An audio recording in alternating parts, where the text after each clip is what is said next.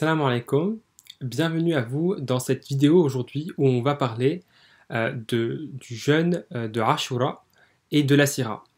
Vous avez certainement entendu parler du fait que nous sommes dans le mois sacré de Muharram, ce mois qui commence l'année hégirienne et durant lequel il est très conseillé de jeûner le 10e jour, mais également le 9e ou le 11e jour du mois de ce mois-ci. Donc ça tombe demain, on sera le 9 de Muharram. Le 10e jour sera après-demain, donc le samedi, et le 11e jour sera le dimanche. Donc on va rapidement parler du lien entre ce jour-là, le jeûne, et la Sira. Donc d'abord, il faut savoir que les musulmans jeûnaient déjà ce jour de Ashura, donc le 10e jour de Muharram, alors qu'ils étaient encore à la Mecque.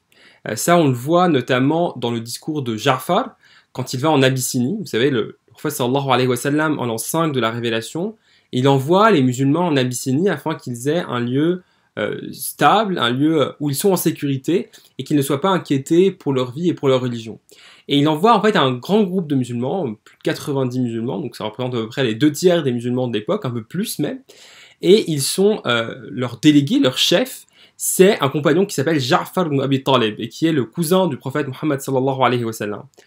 Et on en a déjà longuement parlé à d'autres occasions à l'Institut Sira, mais le roi d'Abyssinie, le pays où ils étaient partis, ces musulmans-là, va convoquer les musulmans à la demande des notables mécois qui viennent réclamer les musulmans réfugiés en Abyssinie.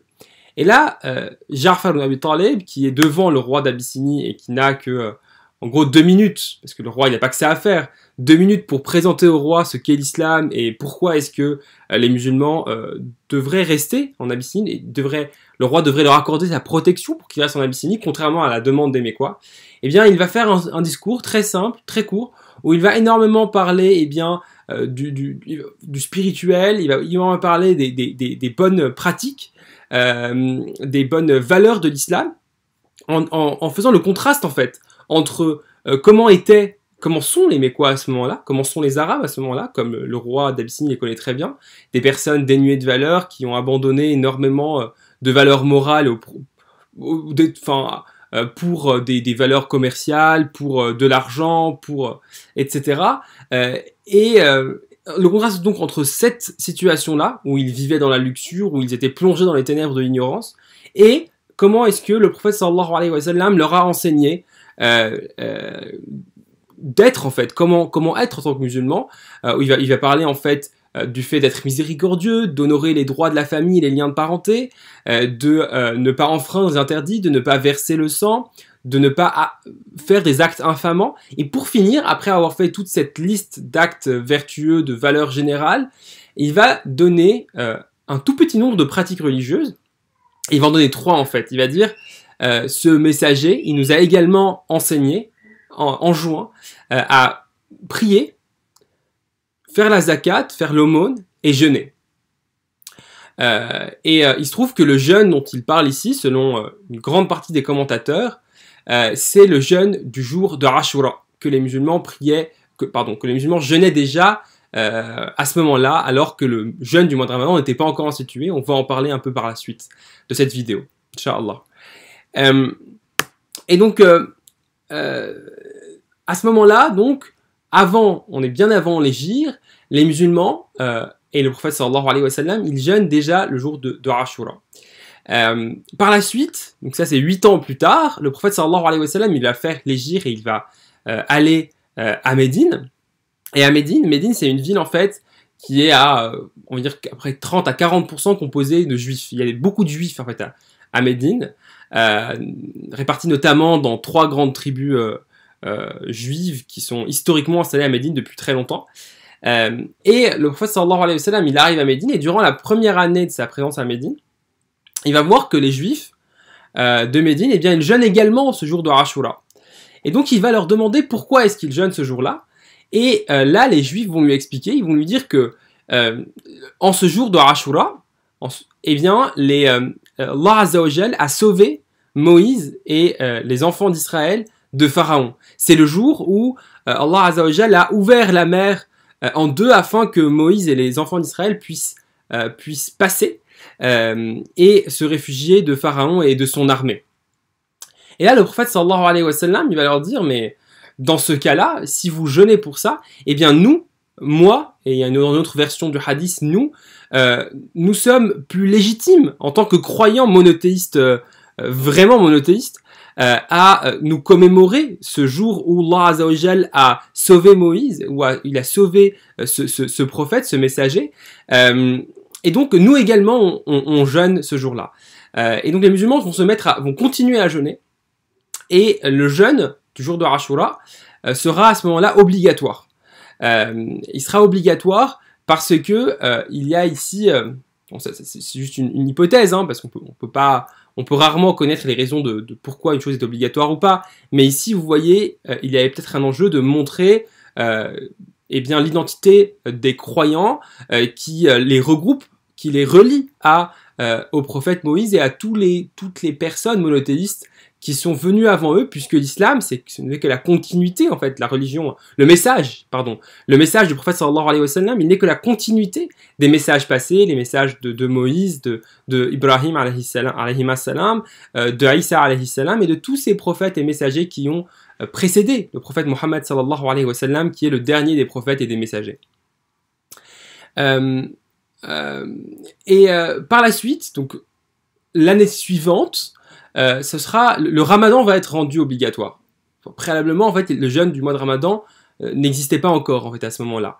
Et donc, Allah Azza wa Jal va prescrire le jeûne du mois de ramadan. Mais il faut savoir que donc, le lien avec le jour de Ashura, c'est qu'à partir du moment où le jeûne du mois de ramadan devient obligatoire, la prescription du jeûne du jour de Ashura tombe et jeûner à Ashura devient surérogatoire.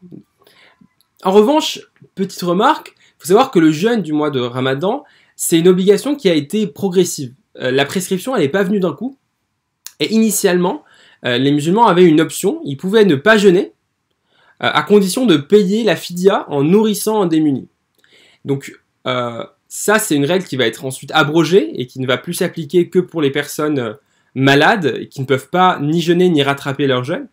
Mais on ne sait pas exactement pourquoi Allah Azza wa Jal a voulu commencer par cette situation-là où le jeûne était facultatif avec cette option de payer pour rattraper le jeûne qu'on ne faisait pas. Peut-être que c'était parce que à l'arrivée des musulmans à Médine, il y avait énormément de démunis, il y avait des réfugiés mécois qui n'avaient plus rien puisqu'ils avaient tout abandonné derrière eux. Il y avait également beaucoup d'injustice dans la ville de Médine, il y avait beaucoup de pauvreté. Donc peut-être que la sagesse ici, c'est que Allah Azza wa Jal a voulu eh bien, inciter les croyants à payer davantage, à nourrir davantage pour développer la solidarité et la fraternité dans la communauté et dans la société de Médine. Allahu a'lam. Il faut savoir également que le jeûne à l'époque était un peu différent. À l'époque, nous aujourd'hui quand on jeûne de Fajr, d'accord, de l'aube, au moment du Maghrib, d'accord. Mais durant la nuit, eh bien, on ne jeûne pas. Eh bien, eux, c'était différent. En fait, eux, ils jeûnaient de Aïcha à Maghrib, en fait. Donc, ils pouvaient manger uniquement de Maghrib à Aïcha, puis ensuite ils jeûnaient. Et donc, en fait, par conséquent, ils ne pouvaient pas avoir de relations sexuelles. Et ça a été abrogé également par la suite. Il va y avoir différents événements qui vont faire que par la suite, ça sera abrogé et ça va donner lieu au jeûne que nous, on a aujourd'hui. Et également, comme je vous l'ai dit précédemment, l'option de ne pas jeûner et de plutôt payer, cette option qui était à ce moment-là encore disponible pour tout le monde va être abrogée et elle ne va rester possible que pour les personnes qui, 1, ne peuvent pas jeûner et 2, ne peuvent pas rattraper leur jeûne, comme par exemple les gens qui ont des maladies chroniques. Et le jeûne de Ashura dans tout ça, le jeûne du 10e jour de Muharram, eh bien, il devient surérogatoire. Ce n'est plus une obligation, mais un acte facultatif que le prophète sallallahu alayhi wa sallam va continuer à faire. Et c'est là un point intéressant, c'est que ce n'est pas parce qu'un acte est surérogatoire qu'il n'est pas fortement récompensé, parfois, souvent même bien au contraire. Le prophète sallallahu alayhi wa sallam a incité les compagnons à jeûner ce jour-là, et il a notamment dit dans un hadith, il a dit « Le meilleur des jeûnes après le jeûne du mois de Ramadan, et celui du mois de Dieu, de Allah Azza wa Jal, le mois de Muharram. Et la meilleure des actions est celle de prier la nuit. Donc vous voyez ici, finalement, ce que le prophète sallallahu alayhi wa sallam il nous enseigne, c'est que, eh bien sûr, le jeûne obligatoire de Ramadan est le meilleur des jeûnes possibles, mais il y a un autre jeûne qui est fortement récompensé, c'est celui de Muharram. Donc les interprétations divergent. Il y a des gens qui considèrent qu'il est donc conseillé de jeûner tout le mois de Muharram, et d'autres qui considèrent qu'on parle ici, dans ce hadith, du jeûne du jour de Ashura. Toujours est-il que jeûner Ashura et jeûner durant le mois de Muharram, c'est quelque chose d'extrêmement conseillé. Bien entendu, le prophète sallallahu alayhi wa sallam, il développe la récompense, il explique davantage ce qu'est la récompense du jeûneur. Il y a une récompense du jeûneur qui est générale, où Allah Azza wa Jal, il nous a enseigné à travers son messager Muhammad sallallahu alayhi wa sallam qu'en fait le jeûne, la récompense du jeûneur, en fait, Allah Azza wa Jal, il nous donne pas, il ne nous informe pas de quelle sera la récompense du jeûneur, et il la garde en fait, pour faire une surprise en fait, d'une certaine manière, à ce serviteur qui aura jeûné de façon récurrente et souvent, et qui sera qualifié de jeûneur le jour du jugement dernier. Et pour ce qui est du jour de Ashura précisément, eh bien le prophète sallallahu alayhi wa sallam nous enseigne que jeûner le jour de Ashura eh bien permet d'effacer les péchés de l'année qui vient de passer, de l'année précédente. Il y a un hadith où le prophète sallallahu alayhi wa sallam nous dit jeûner le jour de Arafat, donc le jour de Arafat, le jour précédent, le jour de Eid al-Adha, pardon, eh bien ça permet d'effacer les péchés de l'année précédente et les péchés de l'année suivante, tandis que jeûner le jour de Ashura permet d'effacer les péchés de l'année précédente. Donc il y a différents enseignements qu'on peut extraire de tout ça. Le premier, c'est lié à une chose qui est que le prophète sallallahu alayhi wa sallam a incité les musulmans à ne pas jeûner uniquement le 10e jour de Muharram, mais de jeûner également le jour précédent, donc soit le 9e jour, soit le 11e jour. Donc le 9e jour c'est demain, donc n'hésitez pas à jeûner Inch'Allah demain. Pourquoi est-ce qu'il fait ça? Parce qu'il dit aux musulmans, eh bien, comme les juifs de Médine jeûnaient uniquement le 10e jour, eh bien nous en tant que musulmans, certes on va jeûner également pour nous commémorer, pour remercier Allah Azza wa Jal d'avoir sauvé Moïse et les enfants d'Israël, parce que voilà, on est monothéiste et on suit cette même tradition monothéiste, mais on se différencie, on a notre propre pratique culturelle et religieuse, et donc on rajoute un jour avant ou après pour se différencier. Et ça c'est important parce que en fait le musulman il applique sa religion, il adore Allah Azza wa Jal d'une certaine manière qui est la façon avec laquelle Allah Azza wa Jal a voulu qu'on l'adore. Et ça fait partie de l'identité du croyant, et c'est aussi ce qui permet de construire cet univers mental, ces marques culturelles et religieuses qui nous regroupent, qui nous unifient, qui font cette fraternité qu'il y a entre tous les musulmans, que Dieu la développe, Inch'Allah, et qu'il la fasse grandir dans nos cœurs et dans les cœurs de tous nos frères dans notre communauté. Les autres enseignements, on peut citer par exemple le fait que, vous voyez, les musulmans, ils jeûnaient déjà le jour de Ashura, mais ils ne savaient pas encore pourquoi. Ils ne savaient pas ni ce qu'était la récompense du jour de Ashura, et ils ne savaient pas non plus pourquoi, quel était l'événement que marquait le fait de jeûner le jour de Ashura. Et ils ne l'ont appris que bien plus tard, au moment où ils ont fait l'émigration. Et ça, c'est un enseignement en fait, parce que que ça soit dans la religion, il y a des choses que Allah Azza wa Jal nous demande et qu'on doit appliquer sans toujours savoir exactement pourquoi, ou peut-être qu'on comprendra la sagesse après coup et peut-être pas, peut-être que Allah Azza wa Jal il garde cette sagesse chez lui, mais dans tous les cas, c'est pas parce qu'on ne comprend pas la sagesse et la raison de l'acte que Allah Azza wa Jal nous demande qu'il ne faut pas le faire, bien au contraire. L'obéissance à Allah Azza wa Jal, c'est un critère très important dans le succès dans notre vie et dans notre vie dans l'au-delà. Ensuite, il y a un autre enseignement, c'est de quelle manière Allah Azza wa Jal, il éduque son prophète et les compagnons, et de quelle manière il les soutient aussi. Vous voyez, les compagnons, au moment où ils font l'hégire, ils arrivent à Médine, d'accord, ils ont l'air un peu moins vulnérables qu'à la Mecque, sauf qu'en allant à Médine, ils ont quitté en fait, en tout cas les réfugiés mécois, ils ont quitté tout ce qu'ils connaissaient. Certains étaient riches, sont devenus pauvres, d'autres avaient une famille qui quand même les protégeait d'une certaine manière. Ils n'en ont plus eu, ils ont été excommuniés de leur tribu parce qu'ils se sont enfuis sans l'autorisation de leur chef de clan. Et donc en fait, ils se retrouvent, ces musulmans-là, dans un environnement qui est très très très hostile, entourés, enfin, directement avec les Mécois qui leur ont déclaré la guerre, qui déclarent la guerre aux musulmans et aux Médinois qui ont accueilli les musulmans. Et d'ailleurs, les Mécois, ils vont menacer les Médinois, menacer de représailles les Médinois et les habitants de Médine parce qu'ils ont accueilli le prophète sallallahu alayhi wa sallam et les compagnons. Ils vont inciter leurs alliés, des tribus bédouines, à attaquer Médine, à agresser les Médinois. En fait, les musulmans, à ce moment-là, à Médine, ils sont en fait très faibles, ils sont minoritaires, et ils sont peu nombreux. Et en fait, tout comme Moussa alayhi salam et les enfants d'Israël, quand ils fuient Pharaon, en fait, ils sont en fuite. Ils sont très faibles face à un ennemi bien plus puissant qu'eux et par rapport auquel, rationnellement, ils ont en fait réellement aucune chance.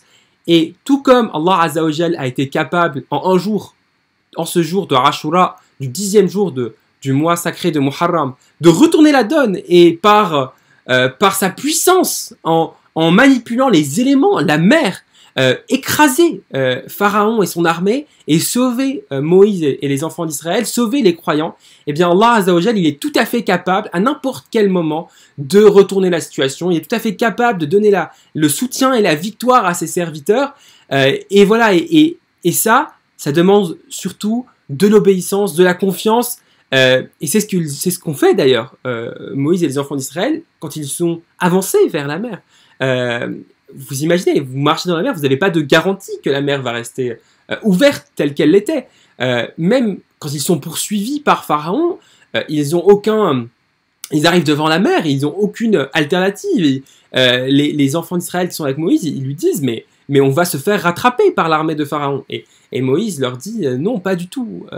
J'ai avec moi mon Seigneur, Rabbi, Sayahdin, il va me guider, il va me trouver une solution. Et vous voyez cette confiance, cette obéissance à Allah Azza wa Jal, ce souvenir qu'en réalité c'est Allah Azza wa Jal qui détient les clés de la réussite, qui détient les clés, les clés des éléments grâce auxquels tout peut changer, toutes les donnes peuvent s'inverser. Eh bien ça c'est très important. Et à ce moment-là, les musulmans, ils en avaient extrêmement besoin.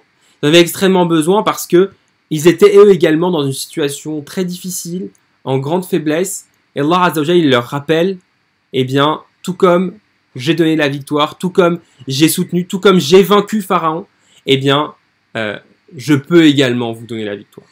Et vous voyez, le jeûne, c'est une adoration particulière, c'est une adoration qui éduque d'ailleurs, c'est une adoration où on apprend à se contenir, à se maîtriser, à maîtriser ses pulsions, à se rappeler de Allah Azza wa Jalla. C'est une adoration qui enseigne la piété, et donc c'est vraiment la bonne adoration à ce moment-là où les musulmans, ils ont besoin du soutien sur le terrain et psychologique que leur donne ici Allah Azza wa Jal par cette éducation d'Allah Azza wa Jal qu'il fait à son prophète Muhammad sallallahu alayhi wa sallam et à ses compagnons. Et ensuite, le dernier petit enseignement qu'on peut dire, c'est que vous voyez, il y a des actions très simples qui effacent les péchés. Faire des péchés, malheureusement, c'est très facile, malheureusement. Mais revenir vers Allah Azza wa Jal, c'est pas très difficile. Au contraire, c'est facile. Allah Azza wa Jal, il veut faciliter le fait qu'on revienne vers lui, qu'on fuit vers lui, qu'on aille en courant vers lui. Et Allah Azza wa Jal, il nous dit dans un hadith qudsi, dans un hadith où c'est Allah Azza wa Jal qui parle à travers les propos du prophète sallallahu alayhi wa sallam, il dit « Celui qui pense à moi, je pense alors à lui. » Donc, mais là, à cet instant, on pense à Allah Azza wa Jal. Pensez à Allah Azza wa Jal, et sachez qu'Allah Azza wa Jal, il va penser à vous. Celui qui m'évoque dans une assemblée, je l'évoque dans une assemblée meilleure que celle où il m'a évoqué. Encore une fois, vous voyez la grande générosité. Allah Azza wa Jal, c'est le roi, c'est le Seigneur de l'univers. Et les assemblées où il peut vous évoquer, elles sont immensément grandioses. Tandis que nous, qui sommes tout petits, nos assemblées, elles sont faibles, elles sont négligeables. Mais Allah Azza wa Jal, il est plus généreux, il est plus grand que ça. Et enfin, celui qui se rapproche de moi d'une main, d'un chibre, je me rapproche de lui d'un bras complet. Donc, si vous marchez, vous faites un pas vers Dieu, Dieu va faire plusieurs pas vers vous, en fait. Et ça, on le voit à travers ces adorations où Allah Azza wa Jal, il efface les péchés. Allah Azza wa Jal, il nous pardonne. Allah Azza wa Jal, il nous rappelle que lui, il nous accepte, que lui, il est plus, il est plus doux, il est plus miséricordieux envers nous qu'une mère envers son fils nouveau-né. Voilà. Et donc, pour toutes ces raisons, pour se rappeler d'Allah Azza wa Jal, pour se rappeler du prophète sallallahu alayhi wa sallam, pour se rappeler des compagnons, pour gagner la récompense du jeûneur et la récompense de celui qui jeûne le jour de Ashura, et bien, Inch'Allah, n'oubliez pas de jeûner le jour de Ashura, Inch'Allah. Voilà. Jazakumullahu khayr et à très vite, Inch'Allah, sur les réseaux sociaux de l'Institut Sera. Salam alaikum.